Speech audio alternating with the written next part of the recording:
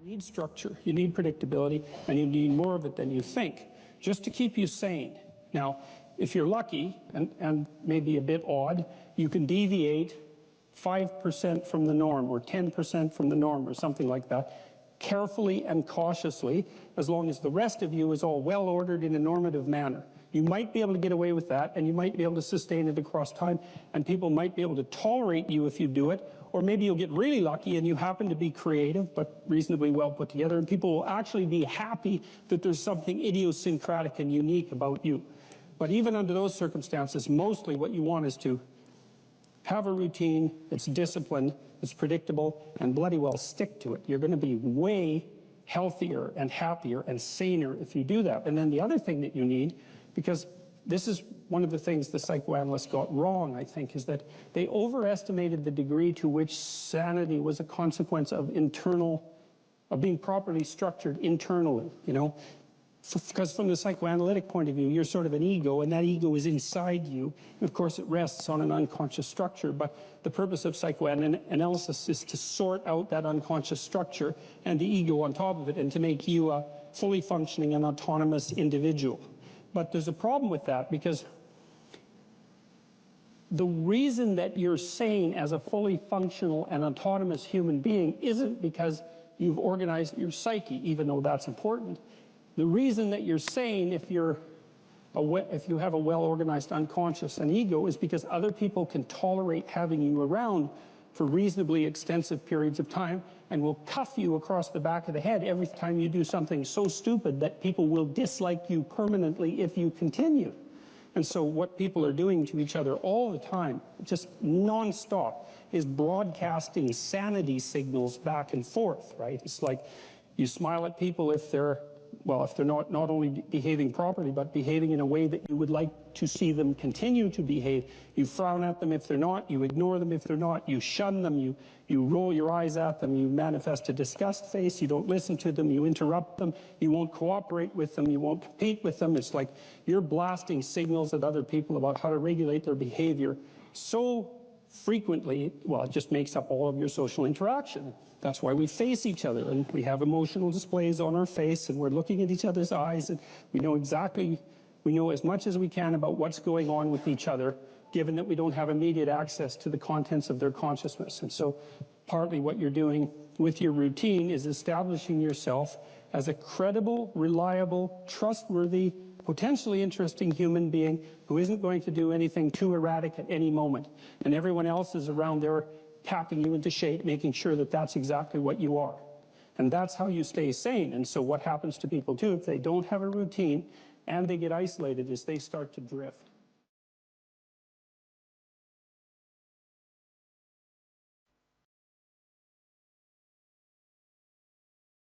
If you're thinking about your past, what it means is you haven't analyzed the causal chains. Because you might say, well, why do you remember your past? Well, you might say, well, it's in order to have an objective, record of the past. It's like it has nothing to do with that. There's only one reason you remember the past, and that's to be prepared for the future. That's why you remember the past. And so what you're supposed to do is take the past and extract out from it wisdom. And wisdom is the ability to avoid stumbling blindly into ditches.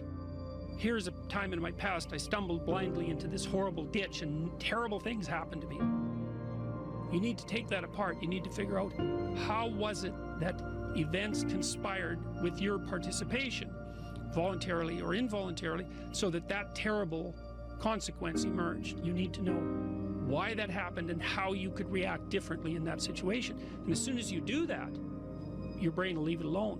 It won't obsess you about it anymore, because the anxiety-producing parts of your brain are basically trying to tell you where there are obstacles in your environment. Don't go there, there's fire. Maybe you could master the fire, right? Then you're a wielder of fire, you're not just a victim. And lots of situations are dangerous or not dangerous depending on your level of mastery, right? Life is like that. And so a negative emotion that's associated with a memory is something that's crying out for mastery, and writing can really help with that. You're reorganizing your brain when you write autobiographically. imagine emotion, memories can be stored at different levels of your brain, from sort of primordial reptilian image-laden areas that are very emotional, up to finely articulated plans for your future life. Well, you want to take everything that's negative and emotional and transform that into a fully articulated vision for your future. And that frees you of your past. You shouldn't be thinking about your past. I mean, maybe if you're 80 and, you know, you're going over a well-spent life, that's a whole different thing. But if you're 30, 35, or 20, and most of the time you're thinking about your past, it's like your soul is trapped back there. You need to free it through investigation. And the metaphysical language is appropriate, because that is, in a sense, what you're doing. You're trapped in the past. It's like you got to break free of that so you can use all your resources to move ahead into the future.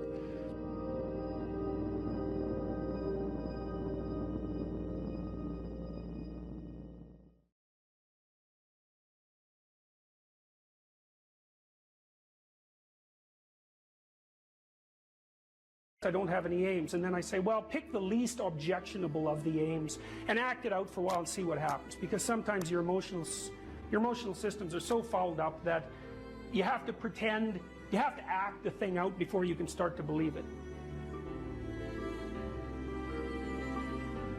Life can be meaningful enough to justify its suffering. I thought, God, that's such a good idea. Because it's not optimistic exactly. You know, some people will tell you, well, you can be happy. It's like, those people are idiots. I'm telling you, they're idiots. There's going to be things that come along that flatten you so hard you won't believe it. And you're not happy then. And so if life is to be happy, well, in those situations, what are you doing? Why even live? But life isn't to be happy. If you're happy, you're bloody fortunate, and you should enjoy it.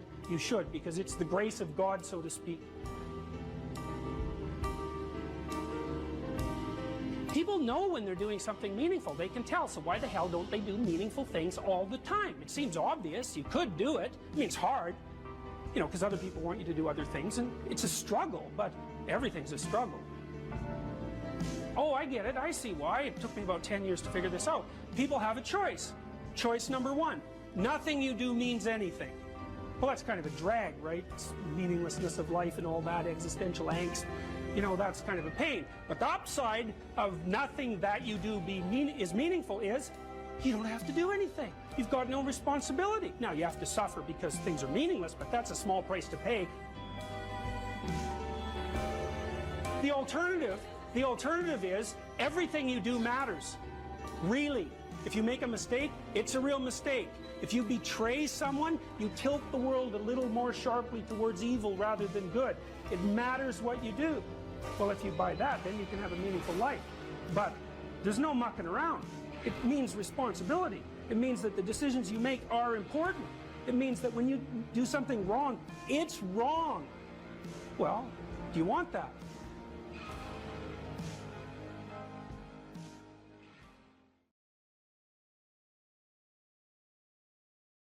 Here's some items, so you guys can do a quick big five on yourselves. And I'll tell you the upside and downside of it. So, if you're orderly, you follow a schedule. How many of you follow a schedule? Okay. And how many of you don't? Okay, so one thing I would recommend is that you do.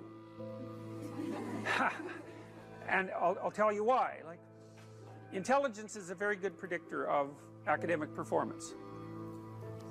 And there's not a lot you can do about your intelligence. I mean, you can squander it, but it's very difficult to improve it. Conscientiousness, well, it's a trait too, so it's hard to work on, but we know that conscientious people get better grades. And it's reliable, and it's a powerful effect. And so, if your time use is organized, then the probability that you're going to be successful is very high. So, one of the things you might think about is make friends with a calendar, like Google Calendar or something like that. And I can tell you some tricks about that, because really it is important. Like, and I'm not kidding around about this. If you're low in conscientiousness, it's really going to trip you up as you walk through life. There's not very many advantages to it that I've been able to see, and I'm not assuming that just because you don't follow a schedule, you're low in conscientiousness, but it is one of the items that mark it. The advantage I've seen so far to being unconscientious is that if you become unemployed, it doesn't bother you as much. And I mean, that actually turns out to matter in some situations. So like, you know, if a big company has to shed 50% of its employees, it's the conscientious people are going to suffer themselves to death for it. And the unconscientious people, they're not going to care anyways because they weren't working anyway, so it doesn't matter if they have a job or not. So here's one way of thinking about making use of a schedule. Often people are afraid of schedules because they think of them as a trap. You know, you make a schedule and it's like this little prison that you have to live inside, and you know, and all you're doing in your schedule is putting down things you have to do or should do, and so, you know, there's not a lot of fun in that. And so not only is it a trap or a prison, but it's kind of an unpleasant one. But a way to work with the schedule in a lot more sophisticated way is to think, well, I'm going to plan the next week, say, because you plan it day by day, but we'll take the week as the unit level of analysis and think, well, I'd like to plan a week I'd like to have. And then your schedule all of a sudden becomes a tool for increasing the quality of your life. And that's a whole different issue, you know, because you might think, what's the emotion that you suffer, assuming you suffer one of these emotions, if you have an essay that's due and you're not doing it? Like, would you regard that as a pleasant emotion or unpleasant emotion? Okay, so do you think you can characterize the unpleasantness? Like, what kind of emotion is it? It's guilt, okay. Anything else? Frustration? Yeah, so you're sort of frustrated with yourself. Yeah, you need a slap, right? You think, I need a slap. So, okay, so guilt, anything else? Anxiety? Restlessness? So that's kind of an agitation. Yeah, it's because your body knows you should be doing something, but you know, you're not pointing it in the right direction, so it's shame? Is that reasonable? So, okay, so the reason I was asking you about that is because, you know, most of the negative emotions are associated with neuroticism, but some of them seem to be associated with conscientiousness. And the conscientious negative emotions seem to be guilt and shame, fundamentally. And so recent research, and really recent, I only got this paper like a week ago, I think it's about 4 months old, seem to indicate that conscientious people feel less guilt, but they're more guilt prone. So if they don't do something, that makes them guilty, but they organize their time so they are doing the things they're supposed to do, so then they don't feel guilty. So anyways, back to the schedule. So, all right, you think about your week and you think about your day, and you think, well, how would you improve the quality of a given day or a given week? Well, one of the ways of improving it is to not put yourself into the situation where there are things hanging over your head that you have to feel guilty and ashamed about, because that's a very unpleasant way of being. And you know, if you have an essay that's due in a week and you're procrastinating, then the fact that you have to do that essay can ruin the whole week. And even when you're doing something that's positive, hypothetically, it's kind of that horrible kind of positive that you experience when you know that you should be doing something else. And so that's when you end up watching YouTube videos about like dancing cats or something like that. You know, and it's at best it's a guilty pleasure. It's not a pleasure at all. You think, like, what the hell am I doing watching videos of dancing cats, you know? But then you know that you're procrastinating, and that's low quality, very low quality existence. So if you use your schedule, you can think, okay, well, here's some times that I'm going to do this work. And then you can also sort of ask yourself about that when you're designing your schedule. Because you don't want to design a schedule like you're Adolf Hitler telling yourself what to do, you know, because you're not going to comply with it then. What you have to do if you're going to design a schedule is you have to ask yourself, all right, I'm going to set aside some time to study over the next week or to do this essay or whatever it is. How much time would I actually spend studying? An hour or two a day might be a worthwhile thing to schedule in, and I would say don't schedule in more than that to begin with, because then you'll fail and then you'll stop using the schedule. And so the other thing you want to do is you want to schedule in things that you want to do, and then you want to look at the day or the week and you want to think, hey, that's a week I'd like to have. If I had a week like that, it would be good. You know, I'd be caught up so that all that negative emotion doesn't have to accrue. And I would have done a bunch of things that I'm interested in doing, and at the end of the week, I'd be in better shape than I was at the beginning. And if you treat a schedule like that, so that what you're using it is to design the days and weeks that you want to have, instead of using it as this little, you know, jail that you have to put yourself in that you're not going to do anyways, then you can learn to use them. And that's one thing you can do to make yourself more industrious, more conscientious. Follow a schedule. I've told people to learn to use a schedule And people often hate schedules because they act as their own tyrants, right? They say, well, you have to do this unpleasant thing, and then here's another unpleasant thing you have to do, and then you have to do this unpleasant thing, and you do that for about 3 days, and you think, to hell with this, I'm not doing that, you know, and you fall off the wagon. That isn't what you're supposed to do with a schedule. You're supposed to use it to design the days that you would like to have if you were taking care of yourself. And so some of that is, you know, you wake up in the morning and you think, here's 5 things I have to do that if I don't do, my life will be worse. It's like paying bills, for example, or taking out the garbage. It's like you have to do those because otherwise things degenerate. So you got to put some of those in the schedule because otherwise tomorrow is worse than today, and that's a bad trajectory. But you also want to build in things, you know, you've got to act in some sense like you're dealing with a relatively recalcitrant 9-year-old. It's like, so, well, here's some things you have to do, but here's some things that if you do, you could reward yourself with. And if you get the balance there between obligation and reward right, then you'll find that you're motivated to do the things. And that's what you want to do. You want to do that so it's sustainable across days and weeks and months. And so you got to treat yourself like a good boss would treat a valued employee, and not like a tyrant would treat a slave, because the slave will rebel. And you know, people say, well, I don't follow through on my plans. It's like, well, A, they're probably not very well formulated, and maybe you're doing them because of an external moral obligation or something. They're not really your plans, right? And B, you're acting like a tyrant and a slave, and that's a bad relationship to have with yourself.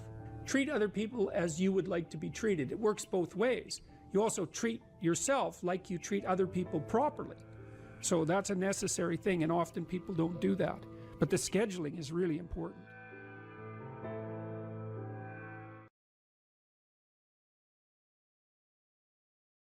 What happens to you as you stroll merrily on your way through life? Well, what happens is that as you're moving from point A to point B, you encounter things. And people think that what they encounter are objects, but that's not the case. First of all, most of the things that you encounter, many of the things are actually other people, and they're not objects. They're too damn complex. And even apart from the social world, the things that you encounter aren't objects. They seem to be something more like tools or obstacles. And I don't mean that we see objects and turn them into tools or obstacles. I mean that we see tools and obstacles, because what happens is that when you array yourself towards a goal, then the world transforms itself into things that get in the way of that goal, and three things. Things that get in the way of the goal, those are things you don't like. Things that facilitate your movement towards the goal, those are things that you like. And irrelevant things. And mostly you want irrelevant things, because there's just too damn many things. So the category of irrelevant is one you really like. So most of everything is irrelevant if you have a good plan. A few things are good because they move you forward, and some other things are not so good. You want to go around the not so good things if you can manage them, unless you like to run head forth into like brick walls, which is not particularly, it's a learning experience, but I wouldn't repeat it too many times. You want the world to array itself as a set of, we could say, tools. Now, what happens is that you have this perceptual system that's mediated by dopamine. It's the same system that cocaine activates, or methamphetamine, or the drugs that people really like to take. And it's the dopaminergic system that responds with positive emotion to indications that you've encountered something that will facilitate your movement towards a goal. And that's really important to know, because people tend to think that they're happy because they achieve goals, and that's not true. What's true, because as soon as you achieve a goal, then you have a problem, which is what's the next goal. And that's actually a big problem. You encounter that as soon as you graduate from university, for example. That's right. I made this joke before. Graduation day, you're like king of the university hierarchy, undergraduate hierarchy. Day after, you're unemployed potential Starbucks employee, right? So it's like, so obviously the accomplishment per se as a source of reward is problematic, because when you accomplish, you run the frame to its end, and then you have the problem of needing a new frame. So that's a problem. But if what you're encountering instead are things that will move you along your way, it's like, hey, that's great, and that's where you get your positive motivation. And so that's really that's so much worth thinking about. You can think about that for a year, and that wouldn't even be enough to think about it, because here's what it means. It means in some sense that the Buddhists are right with their claim about Maya, M-A-Y-A, which means that people live in an illusion. And what they mean by that is, Well, you have goal, whatever your goal is, and that goal gives relevance to the world. And you could change the relevance of the world in a snap just by changing your goal. You can do that. And so then you think, well, it's sort of an illusion because you can just change it. Now, you don't want to push that line of argumentation too far, because even if the specific point can be changed, the fact that you're in one of these frames cannot be changed. And so you have to be in a frame, although you get to pick the frame. So there's still an absolute there, which is that you have to be in a frame, and that is not a trivial absolute. It's a very major absolute. So then you think, okay, all of your positive emotion is going to be experienced in relationship to the goal. Well, then we think, well, you could use some positive emotion. It's a good thing. Positive emotion inhibits anxiety and disappointment and frustration and pain. It does all that.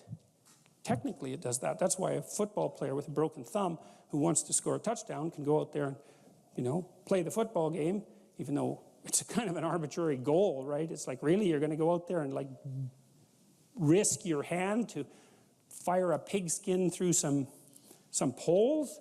It's like, well, you can say the same sort of cynical thing about most of the things that people do, but you can't say the cynical thing about the fact that they have to do things. So you have a point, you have your aim, you have your ambition, and then that's what turns the world into a potentially positive place.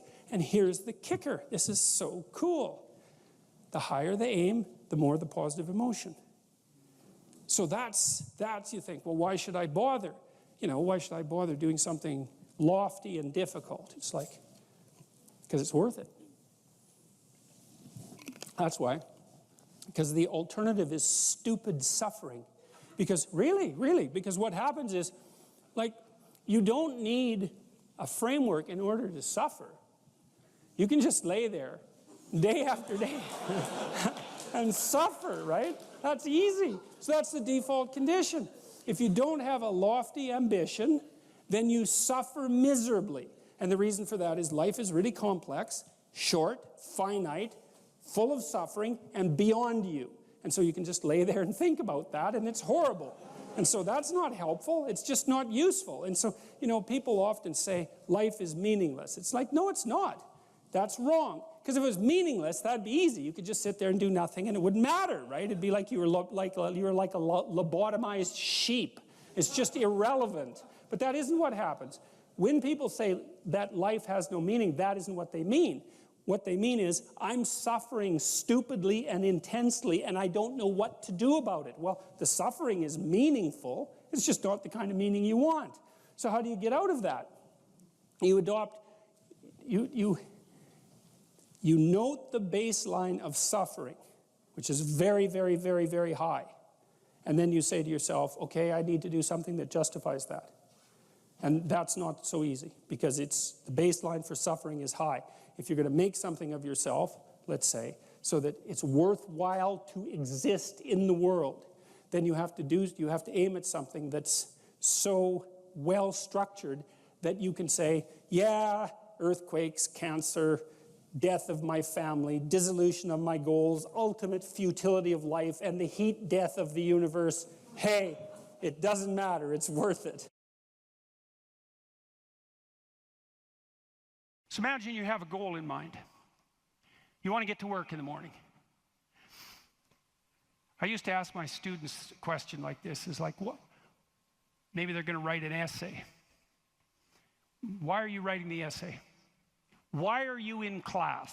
Well, I'm in class because I need this class because it's part of my major. Well, why did you pick a major like that? Well, I'm interested in psychology. Well, why did you come to get a degree? Well, I think I need a degree to get a job.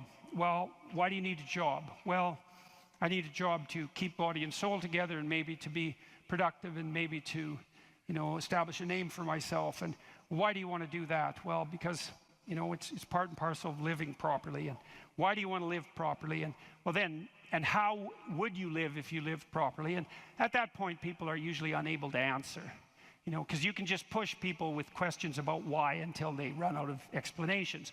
But the point is that you're always doing whatever you're doing because what you're doing is nested in a sequence of goal-directed actions, and those can be more or less sophisticated. If you're not very sophisticated at all, the nesting might be like 2 structures deep. You know, maybe you're, I don't know, you're bored and you want to go get drunk, you know, and why? Well, because you don't want to be bored, and if someone pushes you a little farther than that, you hit them, and you know, you don't want to delve into it.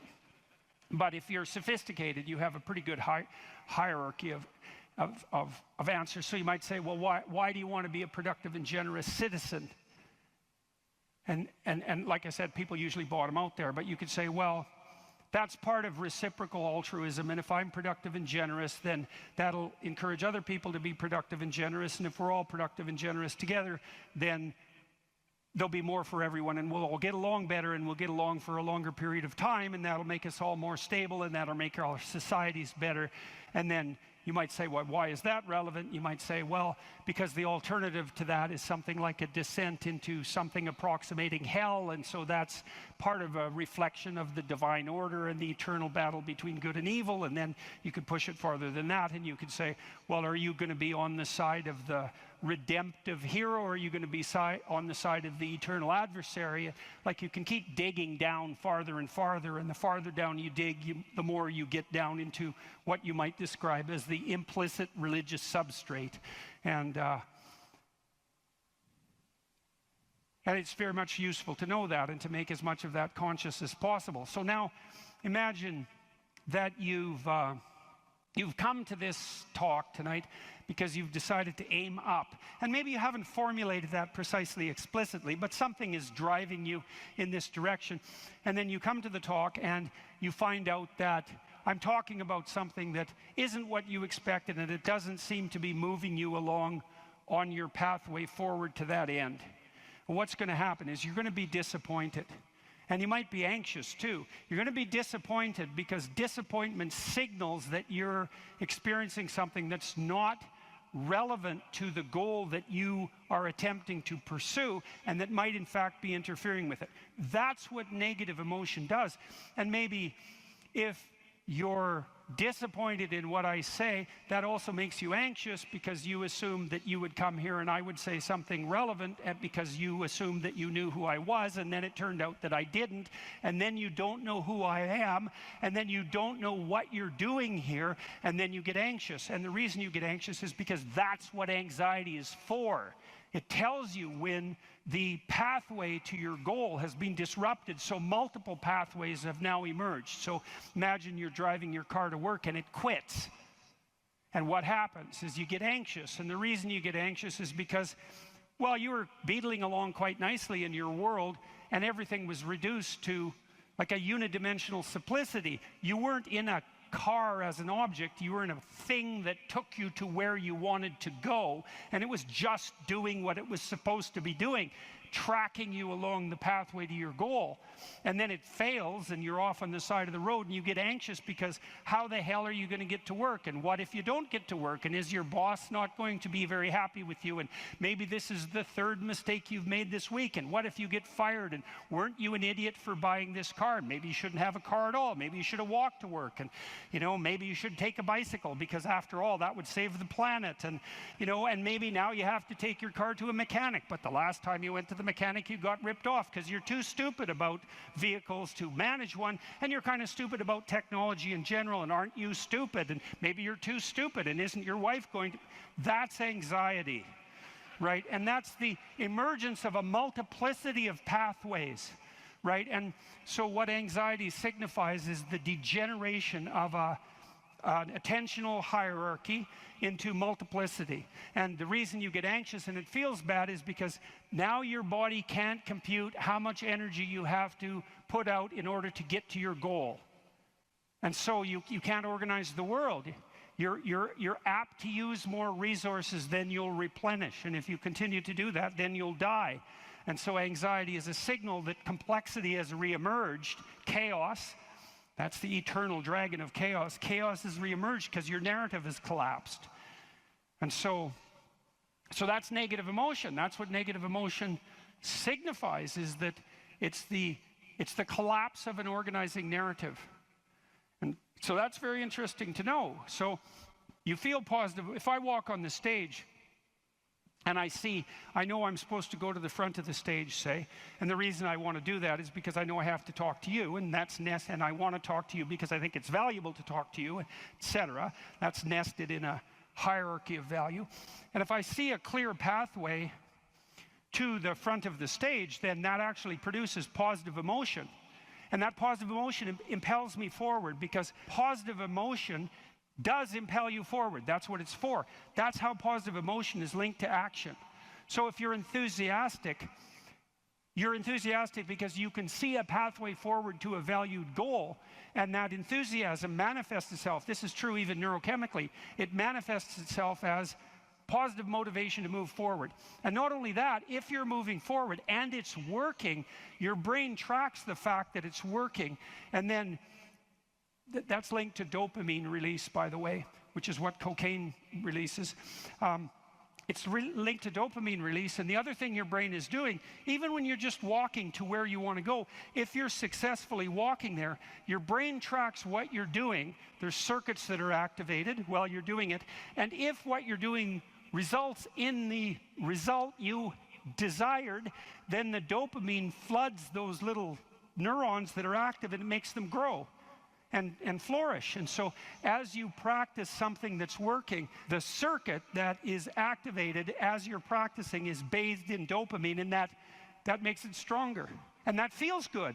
It's growth. It's part of positive emotion. And so the positive emotion moves you forward, but also encourages you to develop a habit of that practice. And so one of the things I would bloody well say is, don't make a habit of pursuing things that aren't good for you, because you build that into you. That's what happens if you become addicted to something, you know. You build a little monster inside you that's grown. It's there. It's after one goal, despite everything else. Not a good outcome. So now positive emotion also signals the fact that it's also an energy conservation observation. So as I move forward towards my goal, with each step I take, it's going to take less energy to get to the goal. And so that means that positive emotion signifies, what would you say? It signifies the increasing efficiency of your action as you move towards a goal. So negative emotion signifies the fact that things have got too complex for you to manage, and positive emotion signifies that you're approaching your goal and that there's less demand on energy output with every step forward. And so that's emotion. And that's pretty much worth knowing. And then what happens when you're watching a movie is you infer the goal of the protagonist, or the villain for that matter. You infer the goal of the character that's being portrayed on the screen. You adopt that goal as your own. Then you play out the emotions in your own body, which mimics the structure what would you call the character that's being portrayed on the screen, and you live that all out inside you. And that's also how you understand other people, right? You don't listen to someone and then figure out what they're saying and then infer what they're thinking. That isn't how it works. What you do is you listen to someone till you figure out what they're up to. As soon as you figure out what they're up to, you can adopt that frame of reference. As soon as you adopt that frame of reference, you have the same emotions. And that's what makes you united. And so that's so interesting. And so then you think, look, there's 5,000 people in here. If there were 5,000 chimpanzees, you guys would be tearing each other into shreds, because no one would be able to know what anyone else was up to. But because all of you are here paying attention to the same thing in the same way, you have virtually identical emotional states, and that means instantly your behavior is rendered predictable to one another. And there's no difference between that and peace. They're the same thing. And so what that means is that one of the predicates of a civil, productive, and peaceful society is that everyone inhabits the same narrative. And you might say, well, we don't need the same narrative. It's like, yes, we do, because if we inhabit a different narrative, then we're running emotionally in different directions, and we will not understand each other, and we will run into conflict, and that conflict can become deadly at the drop of a hat. And so it's a precondition for a civil society that everyone is united in the same narrative. And then that begs the question, right? What is the narrative insofar as we're unified? And another question, which is, what should the narrative be? Right? Now, the postmodernists figured out that we looked at the world through a story, but they said their mantra is they became skeptical of meta-narratives, which are uniting narratives. And that's all well and good to be skeptical about meta-narratives, but you run into the problem of internal disunion, because if you don't have a uniting narrative, then you're divided against yourself, and you run into the problem of social disunity, because if we're not looking at the same thing for the same reason, then we can't get along. And those are big problems. Now, the way the postmodernists glided over that immense cataclysmic problem was to offer the proposition that the narrative that unites us is just one of power and oppression, right? And that the fundamental motivation that guides, first of all, even your internal organization, your own internal tyranny, you know, you're oppressing your id or your natural self. And then if you establish a relationship with someone like a marriage, well, that's just a manifestation of patriarchal oppression. And if you organize a business relationship, it's a relationship of mutual exploitation, and so far and so on, all the way up the political hierarchy, all the way back into the past. A more dismal view of human existence couldn't possibly be formulated. And I always think about it as a kind of implicit confession. It's like, so you think the world's all run by power, do you?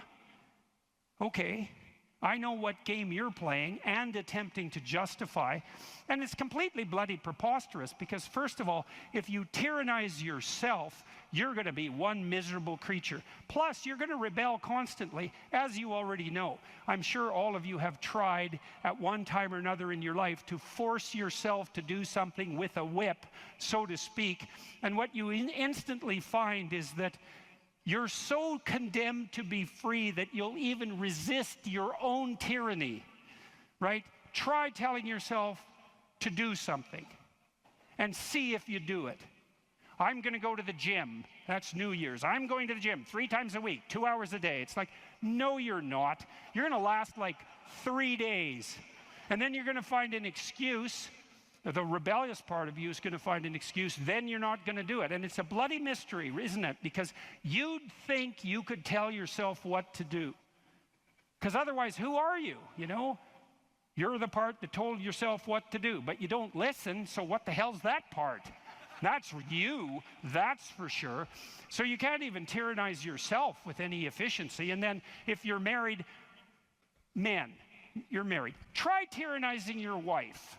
And see how well that works. And like, it might work for 10 minutes, but she's not as big as you, but she's a lot sneakier. And you have to wake up with her tomorrow morning. And so even if you do win the fight, which you won't, she's going to bloody well take it out on you the next day, and no wonder. And so you're bound in that relationship by the necessity of continual iterative interactions, right? And they have to be moderately peaceful, or you're going to tear each other into shreds. And if it's constant conflict, you're both going to just exhaust yourself and die. So how the hell is that going to work? So it has to be at least mutually reinforcing. And maybe if you really got it together well, you could interact with each other in a way that improved your interactions across time. And maybe you're wise enough so that if you were on that track, the way you would experience that in the moment would be as exactly the kind of relationship you'd want to have with someone. And that would be something like the spirit of play and romantic love. And that would be the manifestation of an instinct that orients you across time properly in a relationship in the moment. And that's such a wonderful thing to know, right? That instinct for play and romantic love might be the voice of the wisest instinct you have, the deepest orientation to meaning that you have. You know, because there's nothing more delightful in a marriage or in a family, if you have children, than to be able to engage in something like voluntary play. And you know, if you could have the world set up the way you would want it to, if you had any sense, wouldn't it be something if mostly what you did was something akin to play? And that's equivalent. Christ in the gospel says, Know that unless you become like a little child, you'll never enter the kingdom of heaven. And what does that mean? It means to rediscover that intense immersion in life and that capacity for play that characterized us all as children, that we can't maintain because we have to mature, but that we could rediscover as adults if we were sufficiently wise and careful. And so, and then, you know, if you have friends, it's like, well, you tyrannize your friends? Well, then you don't have friends. You're just a bully with henchmen. And as soon as you stumble, they're going to stab you in the back because you surrounded yourself with craven psychopaths. They're just going to wait for the moment to take you out. That's not a friendship, obviously. And if you're running a business, and those of you who've run businesses who have a clue know this is true, it's like, what happens if you rip off your customers? Well, you can get away with it once or twice, but word gets around in no time flat, and then you're just done and bitter and resentful because your idiot machinations didn't work. But if you engage in fair trade and you're reliable and you deliver what you promised and you're half decently good to your employees and the people that you work for, then they're going to be pleased with you, and they're going to come back and they're going to talk to their friends about how well you did, and you're going to flourish. And none of that's arbitrary. You know, that's all guided by the manifestation of a certain form of attentional priority, right? You go to your customer's house, maybe you're a plumber, and the first thing you do is you listen to their damn problem. And so at least you have enough sense to engage in dialogos, right? You actually want to hear what the problem is, and then you actually want to solve it. And if you do that with some diligence, they're going to be pleased with you because they don't want sewage all over the rug. And so your interests are aligned, and if you offer what you promise, then you're going to evoke positive emotion in them and quell their anxiety, and that's exactly the service that you're offering. And so that means you're acting out the proper story. You're productive and generous and honest, and there's nothing arbitrary about that as a ethos that unites you internally and that also makes it possible for you to exist in a peaceful and productive society.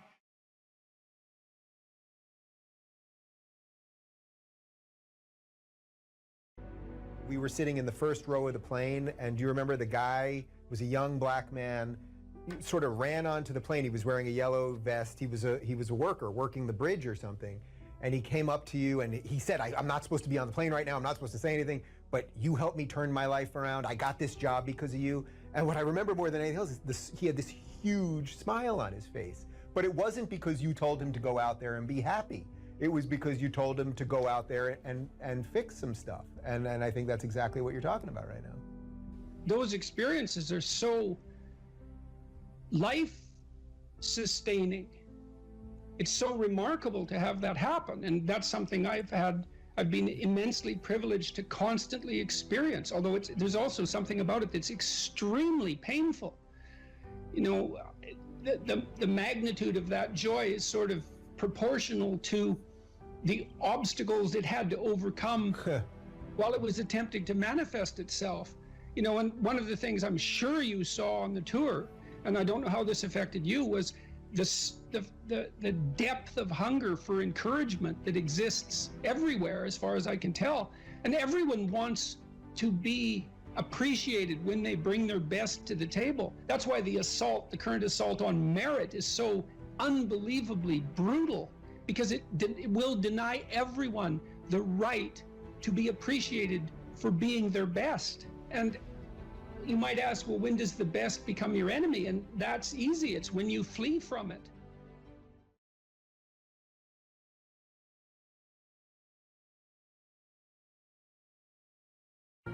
Part of spiritual development is to recognize the satanic tendencies that characterize you and to fully wrestle with them and to integrate them. That's the thing. It's not so much to cast them away. It's to transmute them, you know, and you can see the difference between people who've done that and people who haven't, at least to some degree, because people who haven't integrated the shadow at all are naive. And you can tell that when you look at them, and you can tell that when you talk to them. And because they're naive, they're often resentful as well because they get taken advantage of. And someone who's integrated that more, they're dangerous in the martial arts sort of way, which is they're dangerous, but they don't have to use it because their presence radiates implicit potential for havoc, and that's really necessary. It's one of the things that gives people self-respect.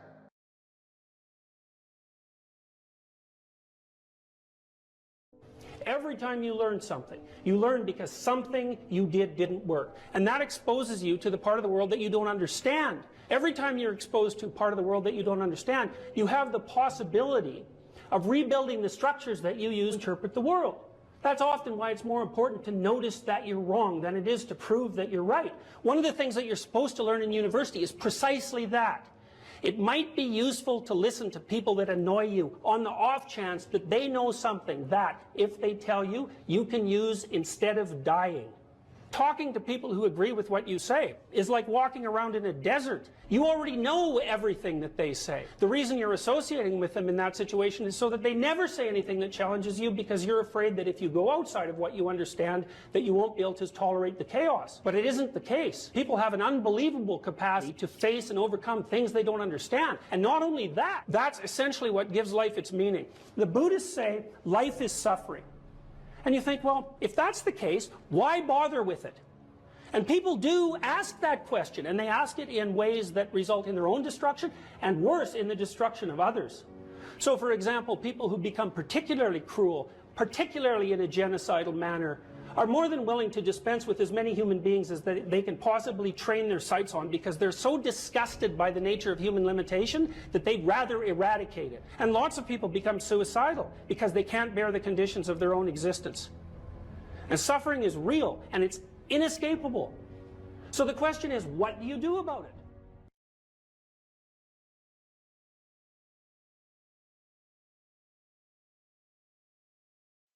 People don't get what they want is because they don't actually figure out what it is. And the probability that you're going to get what would be good for you, let's say, which would even be better than what you want, right? Because, you know, you might be wrong about what you want easily, but maybe you could get what would really be good for you. Well, why don't you? Well, because you don't try. You don't think, okay, here's what I would like if I could have it. And I don't mean in a way that you manipulate the world to force it to deliver you goods for status or something like that. That isn't what I mean. I mean something like, imagine that you were taking care of yourself like you were someone you actually cared for. And then you thought, okay, I'm caring for this person. I would like things to go as well for them as possible. What would their life have to be like in order for that to be the case? Well, people don't do that. They don't sit down and think, all right, you know, let's figure it out. You've got a life. It's hard, obviously. It's like 3 years from now, you can have what you need. You got to be careful about it. You can't have everything. You can have what would be good for you, but you have to figure out what it is, and then you have to aim at it. Well, my experience with people has been is, if they figure out what it is that would be good for them, and then they aim at it, then they get it. And it's strange because they don't it's a strange thing. It's not quite that simple, because, you know, you may formulate an idea about what would be good for you, and then you take 10 steps towards that, and you find out that your formulation was a bit off, and so you have to reformulate your goal. You know, so you're kind of going like this as you move towards the goal. But a huge part of the reason that people fail is because they don't ever set up the criteria for success. And so, since success is a very narrow line and very unlikely, the probability that you're going to stumble on it randomly is 0. And so there's a proposition here, and the proposition is, if you actually want something, you can have it. Now the question then would be, well, what do you mean by actually want?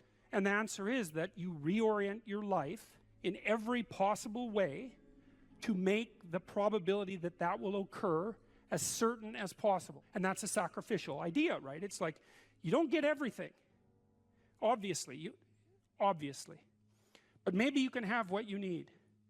And maybe all you have to do to get it is ask. But the asking isn't a whim or today's wish. It's like, you have to be deadly serious about it. You have to think, okay, like, I'm taking stock of myself, and if I was going to live properly in the world, and I was going to set myself up such that being would justify itself in my estimation, and I don't mean as a harsh judge, exactly what is it that I would aim at? Sit on your bed one day and ask yourself, what remarkably stupid things am I doing on a regular basis to absolutely screw up my life? And if you actually ask that question, but you have to want to know the answer, right? Because that's actually what asking the question means. It doesn't mean just mouthing the words. It means you have to decide that you want to know. You'll figure that out so fast it'll make your hair curl.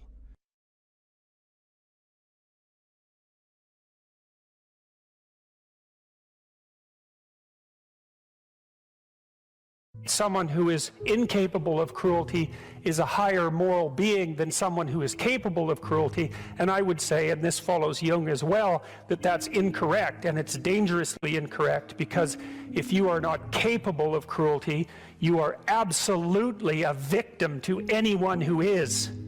And so part of the reason that people go watch anti-heroes and villains is because there's a part of them crying out for the incorporation of the monster within them, which is what gives them strength of character and self-respect, because it's impossible to respect yourself until you grow teeth.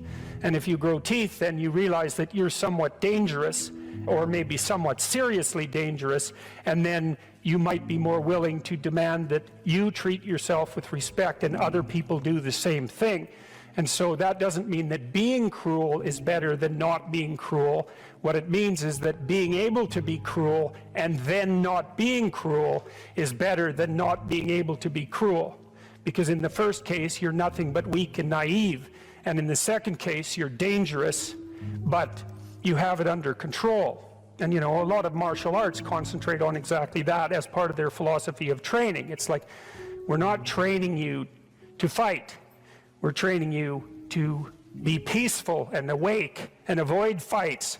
But if you happen to have to get in one, and I guess the philosophy also is that if you're competent at fighting, that actually decreases the probability that you're going to have to fight, because when someone pushes you, you'll be able to respond with confidence, and with any luck, and this is certainly the case with bullies, with any luck, a reasonable show of confidence, which is very much equivalent to a show of dominance, is going to be enough to make the bully back off. And so the strength that you develop in your monstrousness is actually the best guarantee of peace. And that's partly why Jung believed that it was necessary for people to integrate their shadow. And he said that was a terrible thing for people to attempt, because the human shadow, which is all those things about yourself that you don't want to realize, reaches all the way to hell. And what he meant by that was, it's through an analysis of your own shadow that you can come to understand why other people are capable, and you as well, of the sorts of terrible atrocities that characterized, let's say, the 20th century. And without that understanding, there's no possibility of bringing it under control. When you study Nazi Germany, for example, or you study the Soviet Union, particularly under Stalin, and you're asking yourself, well, what are these perpetrators like? Forget about the victims, let's talk about the perpetrators. The answer is, they're just like you. And if you don't know that, that just means that you don't know anything about people, including yourself. And then it also means that you have to discover why they're just like you. And believe me, that's no picnic. So that's enough to traumatize people, and that's partly why they don't do it. And it's also partly why the path to enlightenment and wisdom is seldom trod upon, because if it was all a matter of following your bliss and doing what made you happy, then everyone in the world would be a paragon of wisdom. But it's not that at all. It's a matter of facing the thing you least want to face.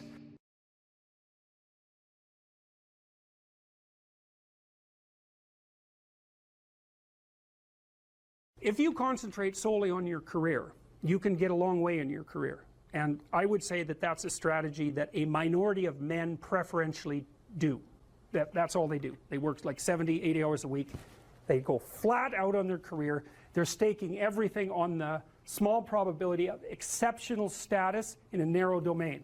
But it's hard on them. They don't have a life. It's very difficult for them to have a family. They don't know how to take any leisure activity. Like, they get very one-dimensional. Now, it may be that that unidimensionality is the price you have to pay to be exceptional at one thing, right? Because if you're going to be something like a genius-level mathematician, and you want to do that or a scientist, say, it's like you're in your lab all the time, you're working 70 hours a week or 80 hours a week, you're smart, you're dedicated, you're unidimensional, and that's how you get to beat all the other people who are doing that. It's the only way. But the problem is, you don't get a life. Now, if you love being a scientist and you have that kind of focus of mind, well, first of all, you're a rare person, and second, you're going to pay for it. But fine, more power to you. But it's a risky business to do that. You sacrifice a lot for it. You know, and I would say most often, if you're speaking about having a healthy life, that isn't what you do. You spread yourself out more. So, you know, you have a family, you have some things that you do outside of work that are meaningful to you and useful. You have a network of friends. Well, those 3 things alone, or 4 things alone, are plenty to keep you well oriented. And then if one of those things collapses, you know, everything doesn't go. Now, the price you pay for that is the more you strive to optimize that balance, the less likely you are to be fantastically successful at any single one of them. But you might have a very, you know, if you consider your life as a whole, that might be a winning strategy. One of the things Carl Jung said, I really liked this. He thought that men went after perfection and women went after wholeness. There's something different at the top of the value hierarchy. So perfection would be stake it all on one thing and look for radical success. Not that all men do that, because they don't, but we're talking about extremes, at least with regards to the men that do that. The wholeness idea is more like, well, it's like I want one thing in my life to be 150%, or I want 5 things in my life to be 80%. Well, there's a lot more richness in a life where you have 5 things operating at 80%, but you're not operating at any of them at 150%. So, and I really believe this because I've watched men and women go through their careers now for a long period of time, and one of the things that, there's lots of things that produce this, but one of the things that I've noticed is that mostly women in their 30s bail out of unidimensional careers. They won't do them. They won't put in the 80 hours a week that they would have to put in order to dominate that particular area. And it isn't, the reason that they won't do it is because they decide it's not worth it. And no wonder, because why would that be worth it? You have to ask yourself that. It's like, well, you want to be an outstanding scientist. It's like, okay, really, that's what you want, because that means that's what you do, because you're competing with other people. You know, they're smart, they're hardworking, and if you want to be at the top, you have to be smarter and work harder than any of them. And working hard means working long hours. I mean, it also means working diligently, but in the final analysis, it's also an additive issue. If I'm smart and hardworking and I can crank out for 70 hours a week, and you do it for 30, it's like, in 2 years, I'm so far ahead of you, you will never ever catch up. And I think partly, maybe part of the reason too that women are oriented that way more than men, I think there's 2 reasons. One is socioeconomic status does not make women more attractive on the mating market, but it does make men more attractive. And the second is women's time frame is compressed, right? Because guys can always say, well, I'll have kids later, and they can say that till they're like 80. Whereas women, it's like, no way, man, you got to get it together by the time you're, let's say 40, but really probably by 35, but definitely by 40, because otherwise it ain't happening. And that's bloody dreadful. One of the common routes to extreme unhappiness is to want children and not have them. I wouldn't recommend that. You know, you see couples who are in their 30s. 1 couple in 3 over the age of 30 has fertility problems. That's defined as inability to conceive after 1 year of trying. 1 in 3. So it's worth thinking about, because people are very, very unhappy if they want to have kids and then they can't. Man, you're in the medical mill for 10 years if that's what happens to you. We've got a hypothesis that we're still working out that's supported to some degree by the relevant literature. So imagine that you're looking for a stable partner, right? So you might think, well, what do you want in a stable partner? And at least in principle, one of the things you don't want is too much mismatch between you and that person on the 5 fundamental dimensions. So for example, if you're really extroverted and you have a really introverted partner, you're going to engage in continual conflict about how much social activity the 2 of you should subject yourself to.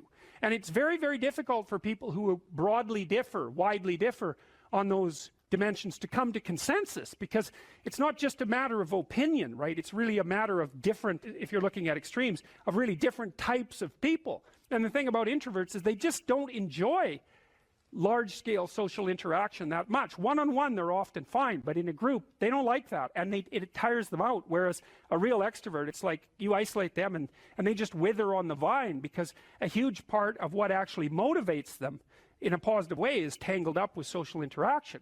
And so, if you're an agreeable person and you have a particularly disagreeable partner, you're also going to run into problems, because the agreeable person will say whatever you want whenever, and the disagreeable person will say, well, I'd like to know what the hell you want for a change, and be much more harsh and much more demanding in the situation. And the agreeable person is going to find the disagreeable person harsh and unpleasant, and the disagreeable person is going to find the agreeable person wishy-washy and unable to stand up for themselves. And again, that's actually one of the primary sources of tension between men and women, because women tend to be higher in agreeableness than men. It's about half a standard deviation, which is quite a large difference by psychological standards. And so what that means, I probably haven't got the statistic quite right. If you have a group of men and women and you pick out random pairs, the woman is going to be more agreeable than the man 60% of the time. So that's not an overwhelming proportion, but it's reliable, and it's quite large by psychological standards. So there's the problem with agreeableness. With conscientiousness, well, if you're conscientious, you're industrious and orderly. And orderly people seem to be sensitive to disgust, which is something we'll talk about in detail later.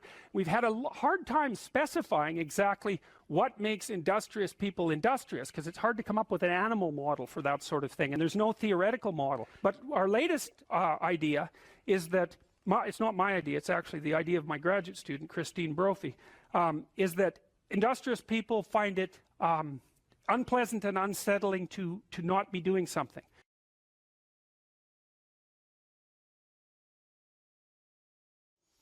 I called the course Personality and Its Transformations, and I think you could think about that as a restatement of the idea of being and becoming. And that's what you are. You're, for whatever that means, you're an entity that both is and is transforming. And there's a rule that goes along with that, by the way, which is don't sacrifice who you could be for who you are. Which means if you have to choose to transform in a positive direction or maintain your current position, then it's better to transform in a positive direction. So you might even think of that as the core of your being. That's a Piagetian idea. It's a Jungian idea as well. Who are you? You're the thing that transforms who you are. Now, you're also who you are, but on top of that, you're the thing that transforms who you are.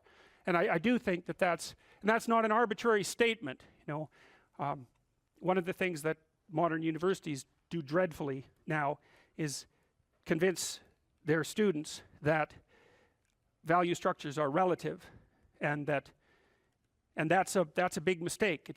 There's a lot of things wrong with that idea, and one of the things that's wrong with that idea is that doesn't include what I just mentioned, which is that's a good moral rule, is you are the thing that is and you're the thing that becomes, and you should put the thing that becomes at a higher place than the thing that is. That means you also have to allow yourself to shake off those things about you that you might be pathologically attached to, habits and people, for that matter, ways of thinking, all of those things.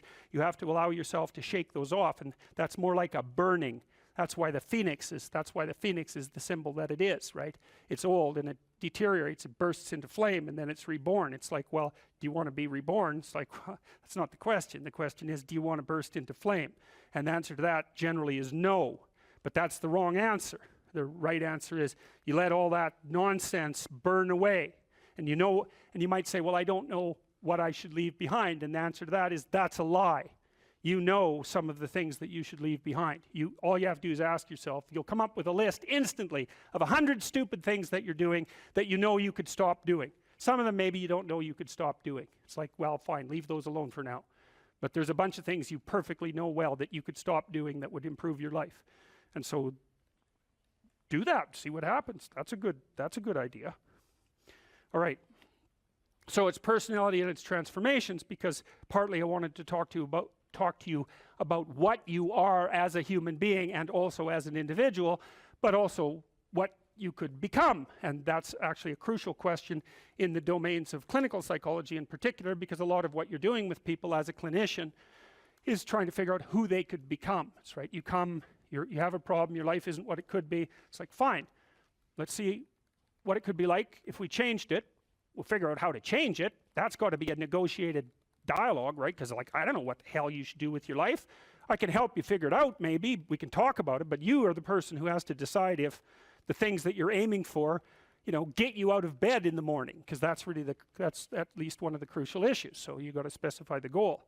And then you got to specify the transformation processes and start practicing them. And you have to understand that you're going to be bad at it, but it doesn't matter, because bad's fine. Persistent is what you need to be. If you persist, with tiny improvements, if you persist, you win. So, okay, so in a broader context, you can think about this as a more fundamental ontological question. So the one question is how you should act in the world. The other question is, well, what is the world? And that's a complicated problem. This is a scientific answer to that question, and that is that the world is a collection of objective phenomena. And that's a very powerful perspective. And we have a good method for determining what the world is like as a collection of objective phenomena. And that's made us very technologically powerful, and so more power to us and all that, but leaves a question unanswered. And the question is, well, the world isn't just a place of objective phenomena, because it's not a panoply of inert matter. It has living conscious creatures in it, and they're a different order of being. And the fundamental issue for conscious active creatures is not what is the world from an objective perspective, but how it is that you should conduct yourself in the world. And there's a kind of unbridgeable gap between those two domains of inquiry. And I think the reason for that is that the scientific method removes value from its descriptions. That's actually what it does. And so once you're left with value-free descriptions, it's very difficult to extract out a value proposition from them, because that's the scientific method removes the value propositions. You're supposed to be left with only that which is objective, right? And value propositions are in the domain of the subjective. So I think the idea that you can derive what you should be or do from a collection of facts is flawed, A, because the collecting the facts themselves gets rid of the value structure, but B, there's an infinite number of facts, and so how are you going to pick which ones should guide you? You can't. You have to do something else. The facts do not tell you what to do with the facts. You need something else to help you figure that out. Well, it's come to me over the years that that's what the narrative cognitive framework does. It's the framework that we use to specify how we should act in the world. And so you could divide the world into the world as it is and the world as perhaps it should be. That gives you some direction, and you need that, and we know this technically, right? You need direction. The reason for that is it's direction that produces primary positive emotion. And so if you need positive emotion to move through life, which you do, because you can't even move without positive emotion, and also positive emotion is a good bulwark against terror and pain. If you need those things, then you need direction, you need a goal, you need a value structure. So that doesn't seem particularly disputable to me. You could still say, well, what value structure? It's like, okay, fine, that's a good question. But I've thought a lot about that too. So if we're going to adopt a value structure, there's a couple of rules that go along with it. And this is why the bloody postmodernists are wrong, as far as I can tell, is A, it can't just be my value structure, because I'm stuck with you. And we're both stuck with all these other people. And so if I'm going to lay out a value structure, which is a way of interpreting the world, let's say, and there's an infinite number of potential ways of interpreting the world, it's like, yeah, fine, no problem, except that I have to interpret the world in a way that I can use while I'm dealing with you, and while the two of us are dealing with everyone else, and while all of you are dealing with everyone else. And so that's the Piagetian game proposition. If you want to be a popular kid on the playground, you better play games that other people want to play. That's a brilliant observation. And I told you that Piaget was trying to heal the rift between science and religion, and that's one of the things that he did that he thought helped do that. The question is, well, where do moral judgments come from? Well, they emerge as a consequence of consensus, and it's a bounded domain. If we're going to occupy the same space for any length of time, and those are two critical propositions, the same space and a long time, then we have to figure out how to play an iterative game that doesn't spiral downward, hopefully that might even improve, that we both don't object to, because otherwise it's not going to work, right? you'll walk away and play another game, or the game will disintegrate catastrophically. So there's massive social constraint on what constitutes an appropriate frame of reference. So much for the relativist argument. And then there's another issue that's equally relevant, and it's associated with the idea of objective reality to some degree, but it's not exactly, that's not exactly correct, because it's not exactly objective reality. Let's say that you and I decide to occupy the same place for some substantial amount of time, and we figured out how to solve the problem of being together. But you and I still have to figure out how to solve the problem of being together in a manner that doesn't make the world object too much. And it isn't just other people, although that's a huge part of the world. You want them to not object. You may even want them to support you. That would even be better. But you also have to deal with the tendency of matter to object. Because so your mode of being in the world, your interpretive framework, as a description of how you should act, is actually the laying out of a strategy that will produce the ends that it predicts, which are the things that you want. So this is the pragmatist perspective. This was worked out by William James and his people back in the late 1800s in New England, the only genuine brand of American philosophy. And what the pragmatist said is, how do you decide if something's true? The answer is, how the hell can you? You don't know anything. Well, that's true, but that isn't helpful, because there you're stuck with the problem of how to be in the world. Well, so what you do is you lay out a mode of interpretation that has an endpoint. And then you run the mode of interpretation, embodied, right, because you act it out, and if it doesn't produce the outcome, then it's not, well, let's say, true. The claims within it they're not true by the definition of the game itself. So you might say, well, you're a kid on a playground, you want to play a game. One of the implicit demands is that the game is fun. If it's not fun, it's not worth playing. So you play it for a while, and then you see, well, was that fun? If the answer is yes, then you keep playing the game. You say, well, that game it's good enough, it's accurate enough, it's true enough. And so you lay out interpretations in the world, and they're subject to massive constraints. Other people have to go along with them and cooperate with you, because if they don't, then look the hell out, like it's a major, serious, non-trivial constraint. And then the other thing is, well, social proof isn't good enough. It also has to work in the world outside of the social world. So if you have an illness and you have some hypothesis about how to construe it, you might say, well, is my understanding of the illness correct? Well, it implies that I take these actions. Well, how do you know if it's correct? Well, you take the actions, and if the illness gets worse, then by the definitions that are implicit in the framework of reference that you're using, you've made an error.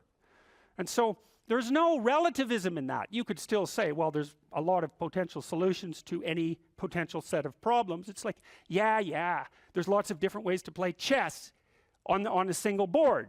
Right, but that doesn't mean that any old solution is as good as any other solution. It doesn't mean that at all. So, okay, so then we're looking at things two ways. We're trying to figure out, well, how does the world present itself, and then how is it that you should act in it? And so, well, there's other constraints on the mechanisms of interpretation that you place in the world. So we could say, well, you're constrained in your interpretations by the constraints that other people place on you. But there's internal constraints as well. We talked about those mostly from a biological perspective, because you could also regard yourself in some sense as a loose internal society. And that's sort of a psychoanalytic dictum, right? You're a collection of sub-personalities, or you could say you're a collection of sub-routines. I don't care how you formulate it, but you're a unity, but you're a unity that brings together a plurality of subcomponents. And part of the constraints on how it is that you lay out your interpretation of the world is that you have to satisfy those internal subsystems, right? So you're the ego, but it's more like you're the captain of a ship full of people who are rowing. You got to keep the people rowing. You're not tyrant. You're not omnipotent tyrant of your own destiny. You're constrained by the nature of your own being. And so you have to provide yourself with food, and you have to provide yourself with shelter, and you have to provide yourself with water, and all of these things. And those are demands that are laid on you by the nature of your internal processes. And of course, how they lay themselves out as demands and what the appropriate solutions to that is, to those problems are, is debatable infinitely. But you can see the constraints stack up. You have to satisfy your internal constraints. So they have to be brought into a unity. That seems to happen, at least in part, between the ages of 2 and something like between the ages of birth and 4 years old, maybe even 2 years old. You bring yourself together into something that's sort of functioning as a unity. Then you have to turn that unity into a unity that can function in the social world with increasing breadth. And that unity in the social world has to be a unity that can function inside the natural world. It's something like that. So you're stacking up these games into a hierarchy of increasing complexity, and one of the questions that emerges from that is, well, what should be at the top of the hierarchy? If it's a hierarchical structure, it has to be a hierarchical structure because some things have to be worth doing more than others, or you can't act, which is another thing I really don't like about the postmodernist ethos, because it claims that value structures are there to eliminate, to exclude and oppress, and never once notices that, well, yeah, fair enough, but value structures are also there so that you know which way to walk, because you can't figure out which way to walk without saying that that direction is preferable to that direction. So you're stuck with the damn things. And they do exclude. Obviously, category structures exclude. The question is, if you're going to have a value structure, how is it that it should be constituted? Well, we already described some of the constraints. Like if your value structure is perfectly functioning except that you don't get enough to eat, that turns out actually to be a fatal problem, right? And it might be, you can run into all sorts of fatal problems. You're too lonesome. Well, it means let's say that your value structure is too narcissistic. There's lots of reasons to be lonesome, but that might be one of them. Or you're too timid or something like that. Like you're going to be informed by your own internal biological mechanisms when the value structure that you're laying out in the world is insufficient to keep itself propagating across time. And some of that's just you, and some of that's other people, and some of that's the natural world. Constraints galore. And so in the face of all those constraints, it's absolutely unreasonable to say any old solution goes. Just try it. Generate a random solution. Run it as a simulation in the world. And see how many slings and arrows come your way. There'll be plenty. And you might say, well, I don't care about slings and arrows. It's like, yeah, no. That's a claim you don't get to make. So, okay, so you're being informed internally as to the nature of your value structure. You have to specify where you are. You have to specify where you're going. You have to integrate all your underlying biological mechanisms into that schema. It's something I think that's actually kind of weak about the Piagetian ideas, because Piaget, I'm a great fan of Piaget, but Piaget tended to think that the child came into the world with nothing but a set of reflexes. I mean, that's his technical claim, and that you bootstrap off those reflexes, and I think it underestimates the degree to which the child comes into the world as an already prepared unit.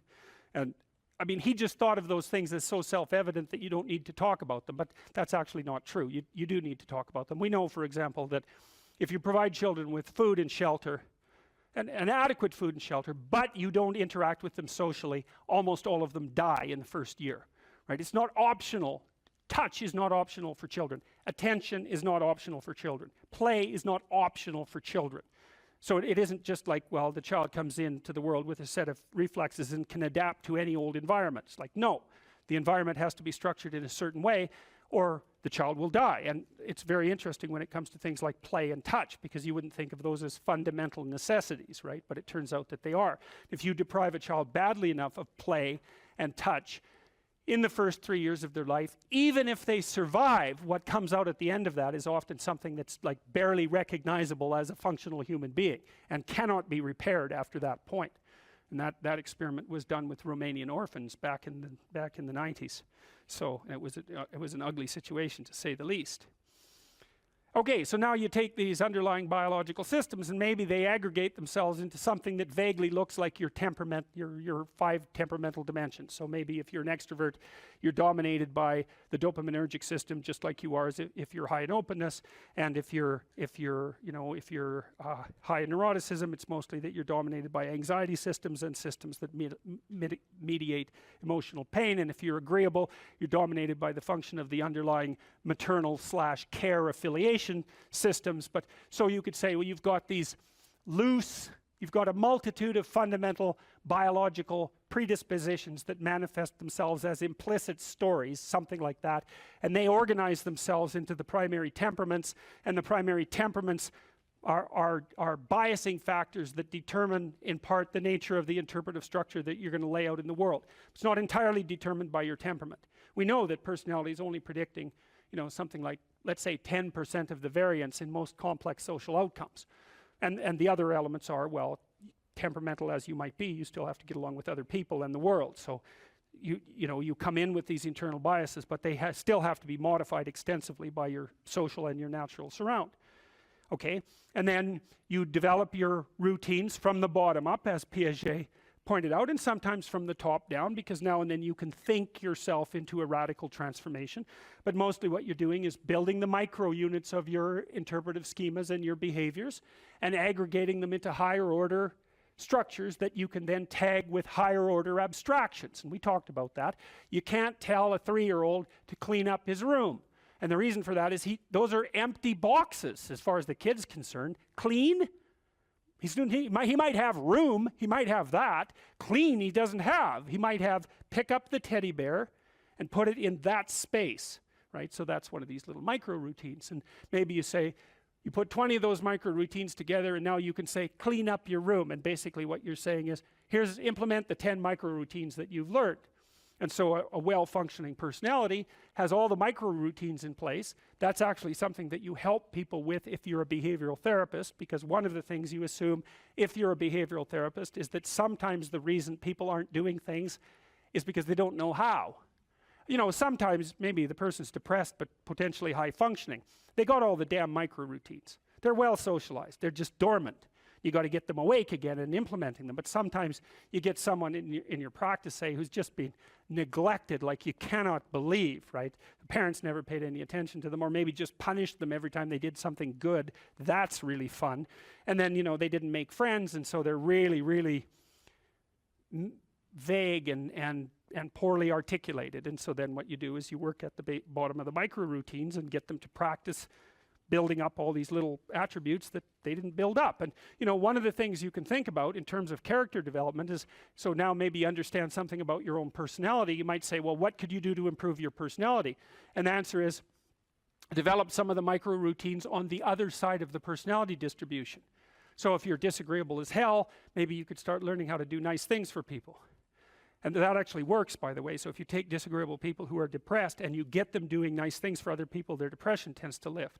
But then by the same token, if you're agreeable, then you should practice doing some things for yourself and being more tough-minded in your negotiations. And so you can sort of place yourself on the personality trait distribution.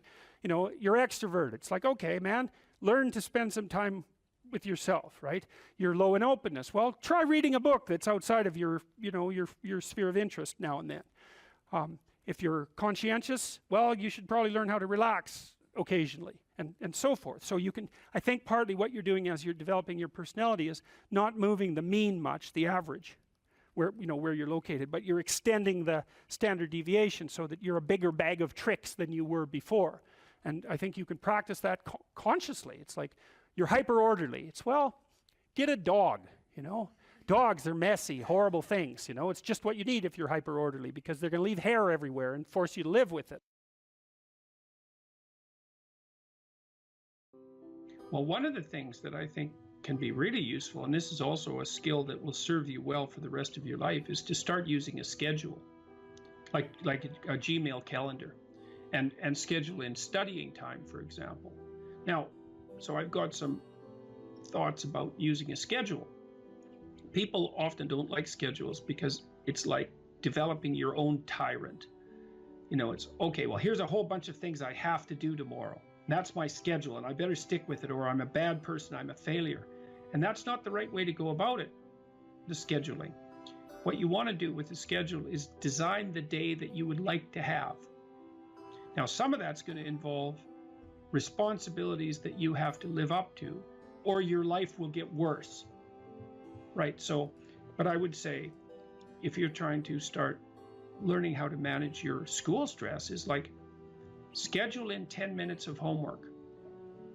Maybe before you go to school in the morning, if you can get up. You probably can't, because teenagers have a hard time getting up in the morning.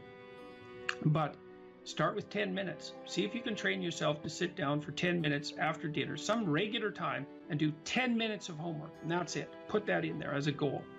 And then maybe if you've done your 10 minutes of homework, you can schedule in, I don't know, 15 minutes of playing a video game if you want, some sort of reward. But start figuring out how to organize your day so that you get to do the things that you want to do, and you do some of the things that you have to do in a manner that you think you could actually do, in a manner that would be sustainable across time. And that, like, the part of your brain that makes you anxious is really unhappy if you don't have a plan. And so one of the fastest ways to start to deal with too much negative emotion, too much stress-related negative emotion, is to make a plan and to make it concrete. And so I would say, and a schedule is an unbelievably useful way of doing that. And you think, in my mind, well, in your mind, well, why am I filling out this calendar for the week? Well, so I know what I'm doing so that I'm not anxious, so that I'm doing things I want to do so I have something to look forward to, and so that I'm doing things that I have to do so that my life doesn't go spiral downhill and make me more miserable and resentful and bitter. And so you can start to use a schedule as your friend, and like that'll take a year of practice to get good at. So if it doesn't work well in the first week, don't give up. Just keep doing it until you get yourself disciplined and are able to stick more and more to your plans. And that will help you so much in your life, you just can't believe it. So what you want to do is chop up that overwhelming infinity into a set of manageable tasks. And you want to think, well, you know, some of those tasks might be like, well, maybe you could put some order into your room, you know, or maybe you could make your room a little bit more beautiful, or maybe you could think of one thing around the house that you could do that would actually be helpful. And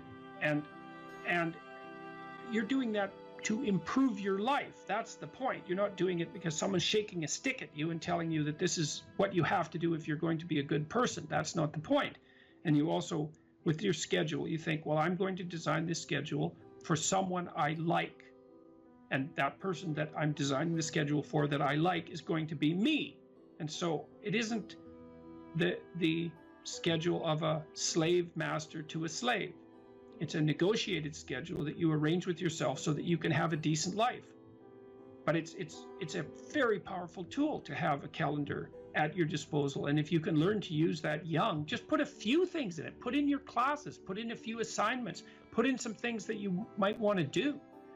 Just start stupidly and badly, and you'll get good at it and assume you'll get good at it over about a year, and that'll change your life. Like if you learn to listen to people, if you decide that you're not going to say things that you know to be untrue, and if you learn how to schedule your time, your life will change for the better so much that you won't believe it, and that will keep happening more and more and more and more as you get older. So it's a great thing to start practicing if you could start practicing that when you're a teenager, and you get that under control by the time you're 18, you'll be absolutely deadly. You'll be so far ahead of other people who don't do any of that you won't believe it, and you'll just continue to accrue benefits as a consequence. Well, the thing is that, or one of the things is that, you know, you are going to be putting up with other people's problems and troubles for the rest of your life. And what you want to do is live your life in a manner that makes all of that tolerable. And so I would say, with the scheduling and with the attempt to speak honestly, and with the development of goals that are valuable to you, you're going to be occupied enough with your own life and see enough of the quality of that life so that you'll be able to tolerate a fair bit of noise and stress coming at you from other directions. And I would also say that the more that you put yourself together in the manner that we've already discussed, the better other people will treat you, and the less unnecessary suffering and distress that you're going to encounter. And I would say, and I'll close with this, I would say to your viewers, don't underestimate the utility of getting your act together. Another thing you can do is, and this is like deciding that you're going to stop saying things that you know not to be true. The other thing is, you could decide to stop doing things that you notice make you weak. And it's a game that you're playing with yourself. It's like you're out with your friends, you do something maybe because you think it'll make you popular, and you notice that makes you feel kind of subordinate and weak, and think, aha, I shouldn't do that again. I don't know exactly what it is that I did wrong, but it made me feel weak. It made me feel like I was coming apart at the seams. It's not the thing I should repeat. So you try to do things that make you stronger. You try to say things that make your speech more true and accurate. You try to aim at things that you think are worth attaining, and you get yourself disciplined and in order, and that will do. There's nothing else you can do in your life that will be of more benefit to you and to other people simultaneously. And if you could start that when you're a kid, man, I tell you, you'll be so far ahead. You'll be so far ahead by the time you're 18 or 19 that it'll be like you're in a different universe.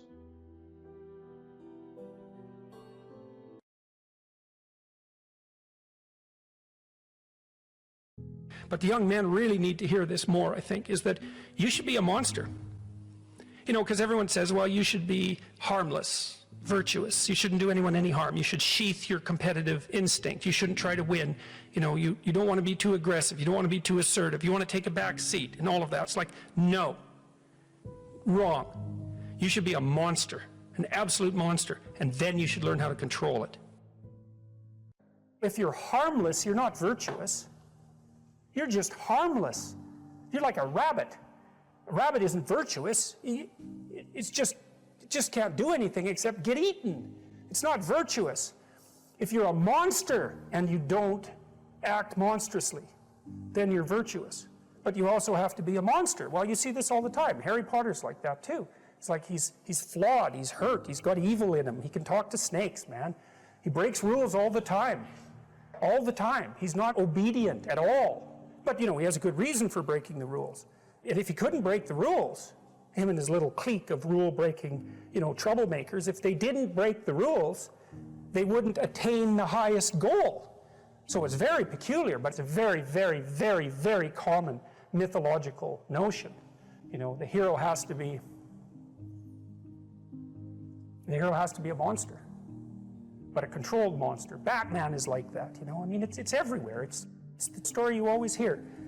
Someone who is incapable of cruelty is a higher moral being than someone who is capable of cruelty.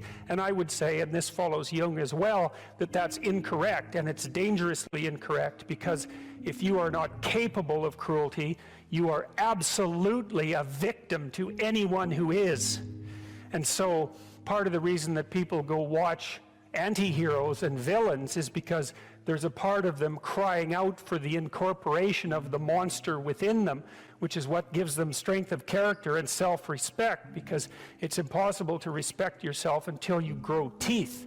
And if you grow teeth, then you realize that you're somewhat dangerous, or maybe somewhat seriously dangerous, and then you might be more willing to demand that you treat yourself with respect and other people do the same thing.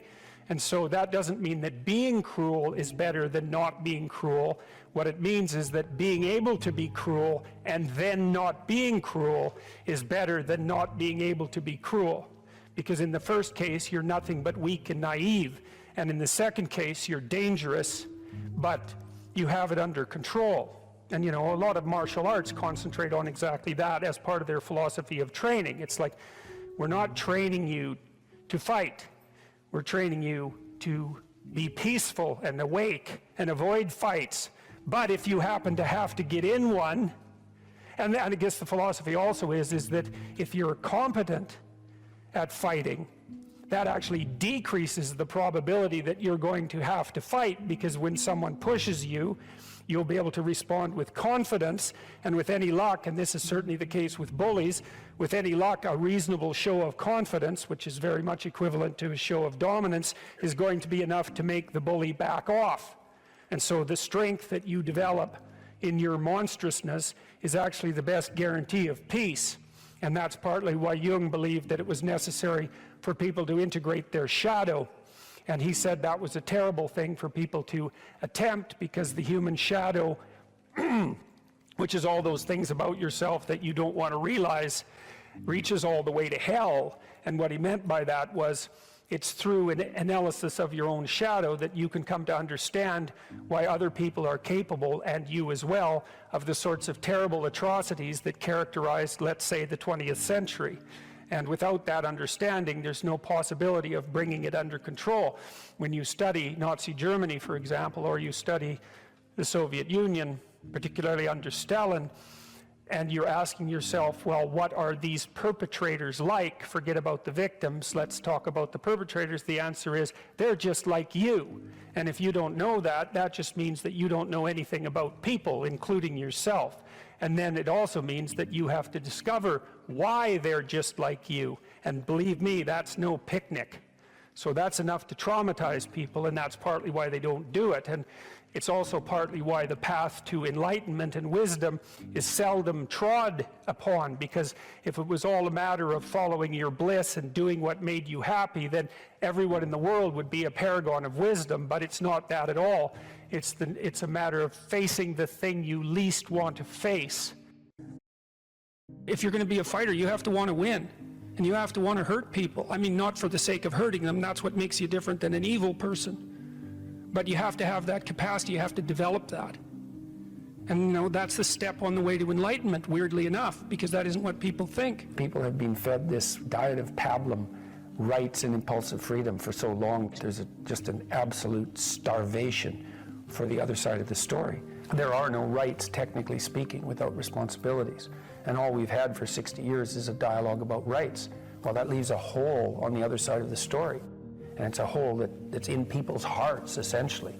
Because responsibility, well, perhaps that's not more important than rights. Like I said, they're part and parcel of the same formula.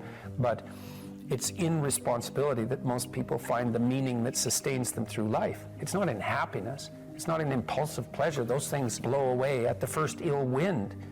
But to adopt the responsibility for your own well-being and to try to put your family together and to try to serve your community and to try to seek for eternal truths and to live them, that's the sort of thing that can ground you in your life enough so that you can withstand the difficulty of life. And when you tell people that, especially when you include yourself in the audience, let's say, and you're not finger waving from above, then everyone knows that it's true. There's been this attempt to identify masculine competence and power, let's say, but mostly competence with tyranny, and that's very, very hard on young men. It's also hard on young women, for that matter, but it's very helpful for people to hear that they should make themselves competent and dangerous and take their proper place in the world, because it's the alternative to being weak. And weak is not good. The people who shoot up the high schools, they're weak. They're weak. And life is a very difficult process, and you're not prepared for it unless you have the capacity to be dangerous. That doesn't mean that you should be cruel. It doesn't mean any of that. There's a statement in the New Testament, the meek shall inherit the earth. But the meek isn't well translated. It means something more like, those who have swords and know how to use them but keep them sheathed will inherit the world. That's a way better way of thinking about it. You have to be powerful and formidable and then peaceful, in that order, right? And that's not the same as being naive and weak and harmless, which is what young men are being encouraged to be. It's like, that's a very bad idea. It's a very bad idea, because naive, weak, and harmless means that you can't withstand the tragedies of life. You can't bear any responsibility. You'll end up bitter. And when you get bitter, then you get dangerous. You don't treat adult men as if they're infants. You most want to find will be found where you least want to look.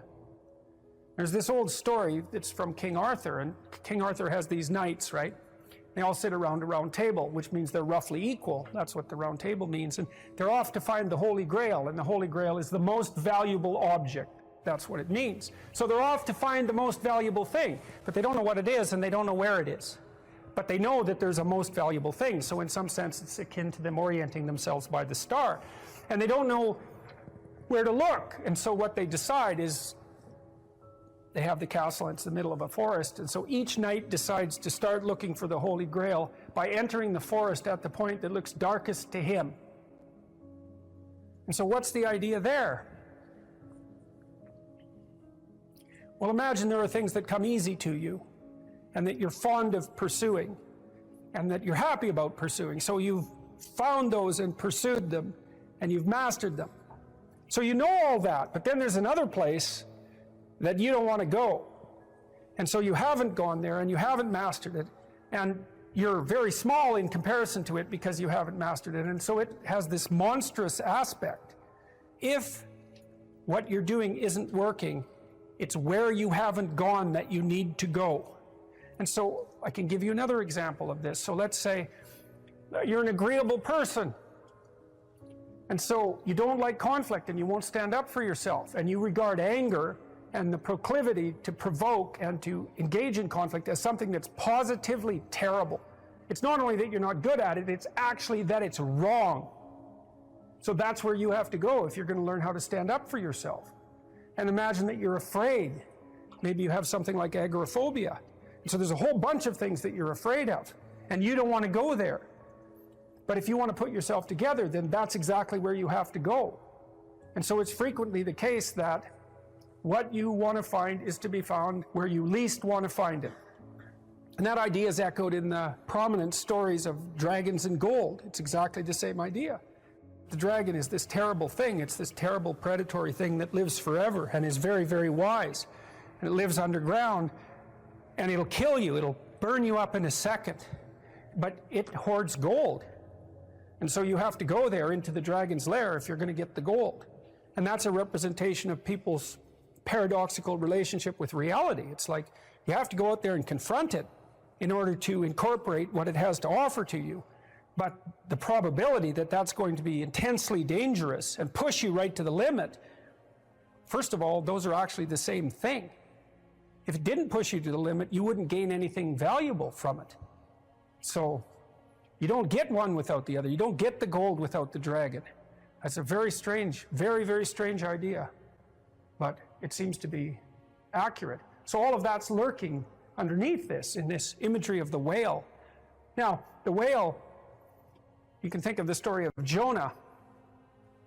What happens with Jonah is that, roughly speaking, he's a prophet, and God tells him that he has to go to this city and straighten it out because it's veered off the path and it's heading towards doom. And Jonah thinks, I'm not going to that city to tell those people anything like that because they're not going to be very happy with me just showing up there and telling them, you know, everything they're doing wrong. And so he hops on a boat and tries to get out of there.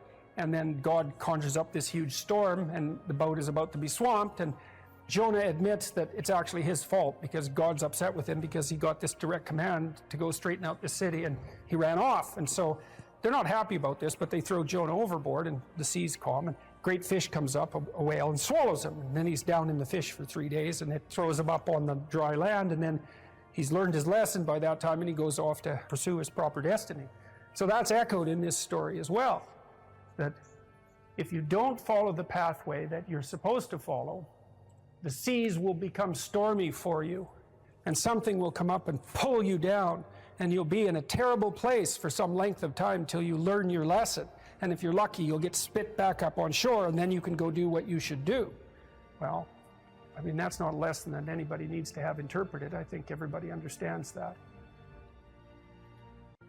Part of spiritual development is to recognize the satanic tendencies that characterize you, and to fully wrestle with them and to integrate them. That's the thing. It's not so much to cast them away, it's to transmute them. You know, and you can see the difference between people who've done that and people who haven't, at least to some degree, because people who haven't integrated the shadow at all are naive. And you can tell that when you look at them, and you can tell that when you talk to them. And because they're naive, they're often resentful as well because they get taken advantage of.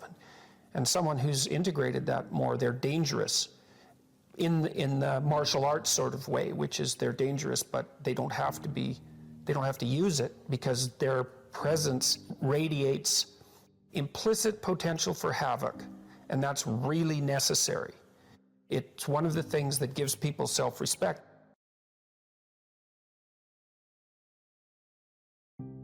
I don't know what the hell you should do with your life. I can help you figure it out, maybe. We can talk about it, but you are the person who has to decide if the things that you're aiming for, you know, get you out of bed in the morning. And then you got to specify the transformation processes and start practicing them. And you have to understand that you're going to be bad at it, but it doesn't matter because bad's fine. Persistent is what you need to be. If you persist, with tiny improvements, if you persist, you win.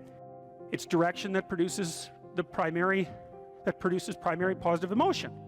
And so if you need positive emotion to move through life, which you do because you can't even move without positive emotion, and also positive emotion is a good bulwark against terror and pain. If you need those things, then you need direction, you need a goal, you need a value structure. You let all that nonsense burn away. And you might say, well, I don't know what I should leave behind. And the answer to that is that's a lie. All you have to do is ask yourself, you'll come up with a list instantly of 100 stupid things that you're doing that you know you could stop doing. Take on the consequences of error and learn from it, and then you win constantly, because even if something goes sideways, you think there's something to be derived from this. When you're in the world and something objects to you, something that matters objects to you, then in the entire unrealized world is in that thing that objects. It's all tangled up inside it. That's why it's the great dragon of chaos. It's everything that's outside of your conceptual structure. And what is that? It's everything that lurks outside of your walled city.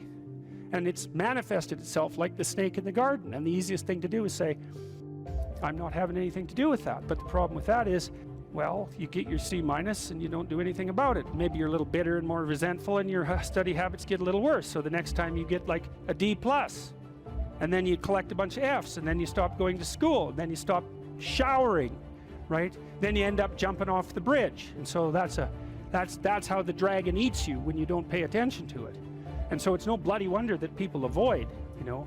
It's really no wonder that they avoid, because error messages contain within them the implicit world. Now the upside of that is, well, they contain within them the implicit world. And the world isn't all negative, and so maybe you get your C-, and that's actually the best gift you ever got, because somebody finally took you and went, whack, you know, clue in. And so you take that apart and you think, oh, I don't know how to write. I don't know how to think. I've never read anything in my life. My study habits are abysmal, you know, like maybe I'm working at 2% efficiency, which it's like to find that out is so optimistic. I mean, if you're barely hanging in there, but you're only working at 2%, you might imagine what you could have as a life if you're working at like 50%. So that the C- can be the best gift you ever had, and that's the gold that the dragon hoards. That's exactly what that means. That doesn't prove that you're stupid. And now it implies that you might be stupid, but it doesn't, right, really, it does, and that's why you don't want to look at it. Maybe it implies that you're lazy, or implies that you're ignorant, or like it implies all sorts of terrible, but you don't want to leap to that, and that's sort of the proclamation of innocence before guilt. You are the thing that is, and you're the thing that becomes, and you should put the thing that becomes at a higher place than the thing that is. That means you also have to allow yourself to shake off those things about you that you might be pathologically attached to, habits and people for that matter, ways of thinking, all of those things. You have to allow yourself to shake those off, and that's more like a burning. That's why the phoenix is the symbol that it is, right? It's old and it deteriorates, it bursts into flame, and then it's reborn. It's like, well, do you want to be reborn? It's like, well, that's not the question. The question is, do you want to burst into flame? And the answer to that generally is no, but that's the wrong answer. The right answer is you let all that nonsense burn away. And so then you look at the micro routines. It's okay, well, I got a C- in this course. Maybe I should study for that course 15 minutes more a day for the next 3 months. And then you ask yourself, do you think you could do that? No, I'm too useless. Okay, how about 15 minutes every second day? You think you could do that? You put it in your schedule, like 15 minutes every second day in the morning. And that's, well, you think, well, what's wrong with me? Well, I'm not very good at managing my study schedule. That's not quite down here at the behavioral level, but it's pretty close, because what you can take an action. You can open up your schedule and you can say, well, I'll mark 15 minutes aside. Then you can practice doing that. It's pretty low level in the hierarchy. It means, well, you're still not a horrible person. You just got to polish up your work ethic. It's like, shut the hell up most of the time. But now and then you don't shut up because it's time to say something. You don't want to make unnecessary enemies, though. Well, you don't want to take yourself apart any more than is absolutely necessary. Develop some of the micro routines on the other side of the personality distribution. So if you're disagreeable as hell, maybe you could start learning how to do nice things for people. And that actually works, by the way. So if you take disagreeable people who are depressed and you get them doing nice things for other people, their depression tends to lift. But then by the same token, if you're agreeable, then you should practice doing some things for yourself and being more tough-minded in your negotiation. You know, you're extroverted. It's like, okay, man, learn to spend some time with yourself, right? You're low in openness. Well, try reading a book that's outside of your, you know, your sphere of interest now and then. If you're conscientious, well, you should probably learn how to relax occasionally, and so forth. So you can, I think partly what you're doing as you're developing your personality is not moving the mean much, the average, where, you know, where you're located, but you're extending the standard deviation so that you're a bigger bag of tricks than you were before. life has got its rat's nest of miseries, and that's for sure. And maybe you could even make a categorical statement that life is mostly a rat's nest of misery. You know, and you could make a pretty powerful argument for that. But then there's a counter question, which is, well, what if you tried not to make it any more miserable than it had to be, right? Then what would it be like? I would suspect that most of that misery would go away, because it's the unnecessary misery that really brings you down. You know, it's like, well, if someone has cancer, it's like, that sucks. But it's not like you can say, if only we had done this differently, then that wouldn't have happened. But when someone's out like torturing you in a malevolent way, or maybe you're doing the same, you can always ask yourself, well, is this really necessary? Is this just like a useless add-on to the miseries of life? That's what disheartens people. And so even in your own life, if you aren't suffering from self-imposed misery, and you're only suffering from inescapable misery, maybe you could handle that, and even maybe without becoming irredeemably corrupt. So the goal would be, well, yeah, life is a rat's nest of miseries, and maybe it has no ultimate meaning. We could say that if we're feeling particularly pessimistic, but it still leaves one question open, which is, if you didn't do everything you could to make it worse, how good could you make it be? And the least answer is, well, it could be tragedy, but maybe not hell.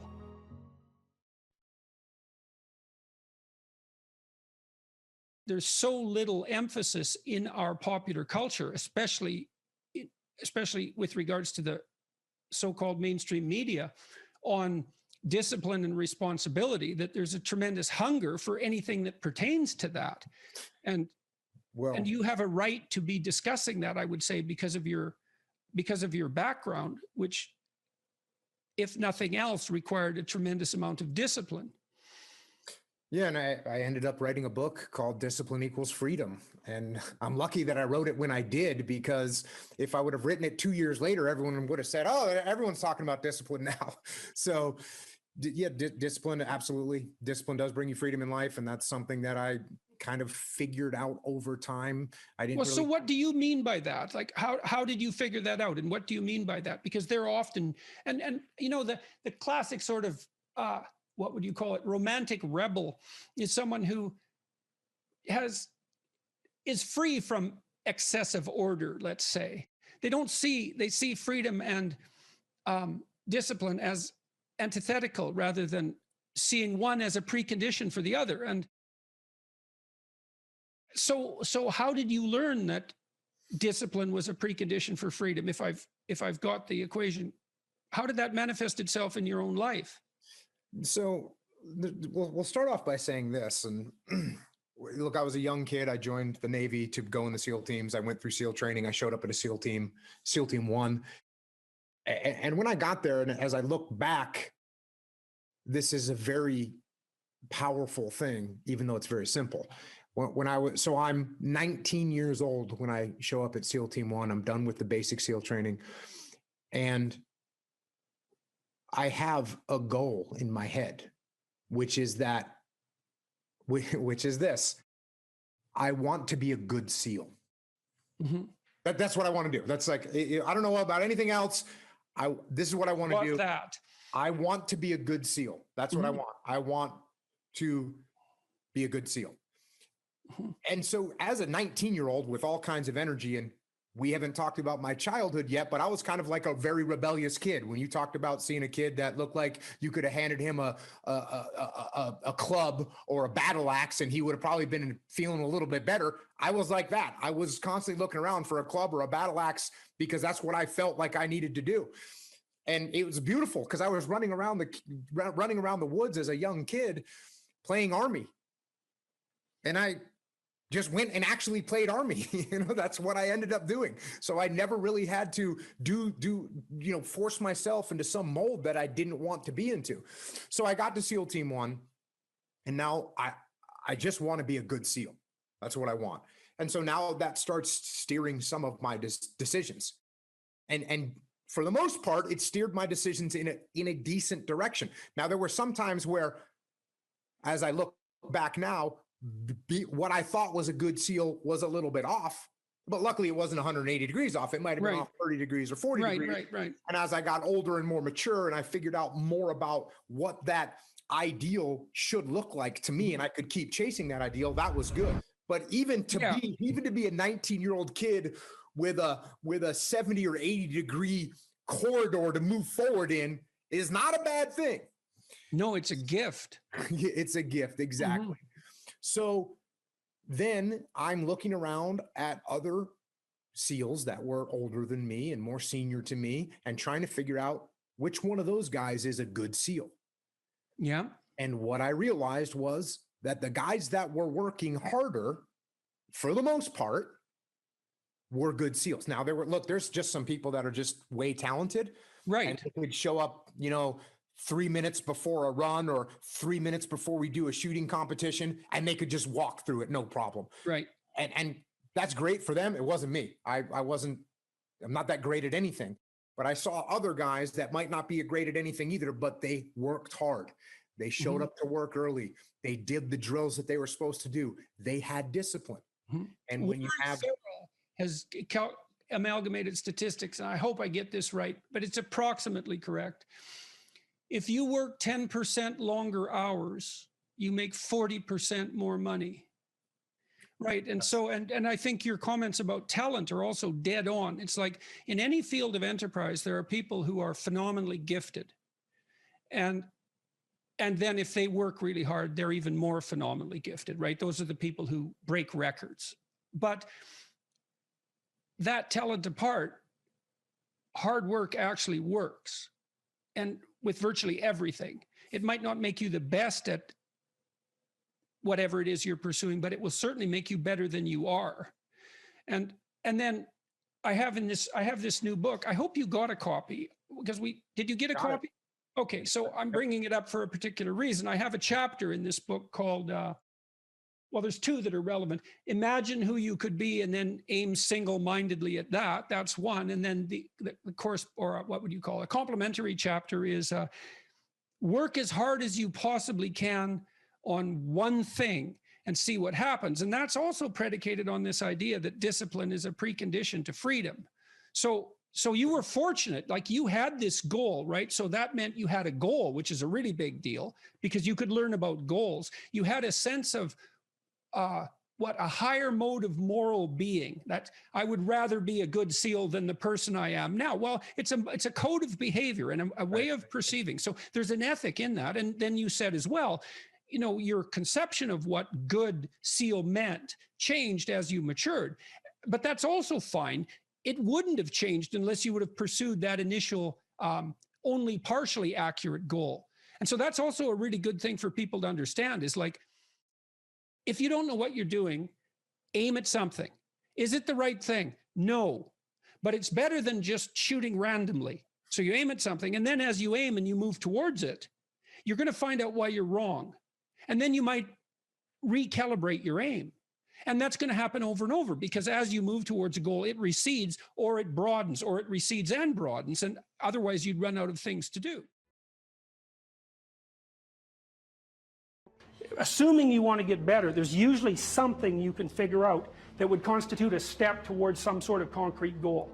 And my presumption, it's a behavioral presumption fundamentally, is that small accruing gains that repeat are unbelievably powerful. You can tyrannize yourself into doing things, but I wouldn't recommend it. What I would recommend instead is that you ask yourself what you're willing to do. It's a really effective technique. It's like a meditative technique. So for example, you can get up in the morning and you can think, well, I'd like to have a good day today, so I'd like to go to bed tonight without feeling guilty because I, didn't do some things I said I was going to do, and I'd like to have kind of an interesting day. So you got to fulfill my responsibilities, and I want to, enjoy the day.